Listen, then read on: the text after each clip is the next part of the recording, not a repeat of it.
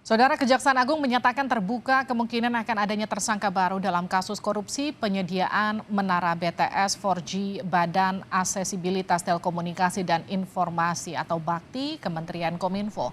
Dugaan kerugian negara atas korupsi program layanan internet cepat 4G Plus sekitar 1 triliun rupiah.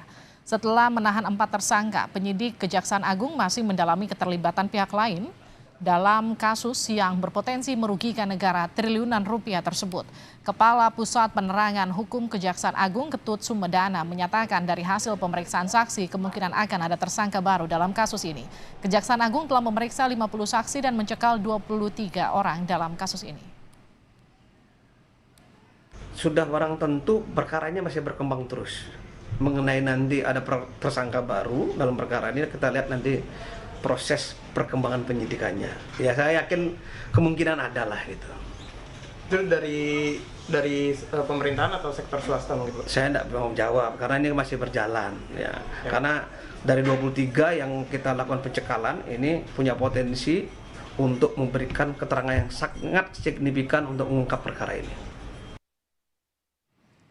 Nilai anggaran dalam proyek pembangunan menara BTS Internet Cepat Kementerian Kominfo mencapai 10 triliun rupiah. Dugaan tindak pidana korupsi proyek infrastruktur Base Transceiver Station atau akses layanan internet cepat 4G Plus Kementerian Kominfo diperkirakan merugikan keuangan negara hingga lebih dari 1 triliun rupiah. Sebelumnya Kejaksaan Agung telah menetapkan 4 tersangka dalam kasus dugaan korupsi menara BTS Bakti Kominfo. Salah satu tersangka merupakan Direktur Utama Bakti Kominfo Anang Ahmad Latif. Sementara tersangka lain adalah Direktur Utama PT Mora Telematika Indonesia berinisial GMS, tenaga ahli Human Development Universitas Indonesia tahun 2020 berinisial IES, dan seorang dari PT Huawei Tech Investment berinisial MA.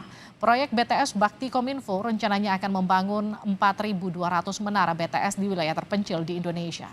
Namun proyek ini tidak terlaksana sesuai rencana.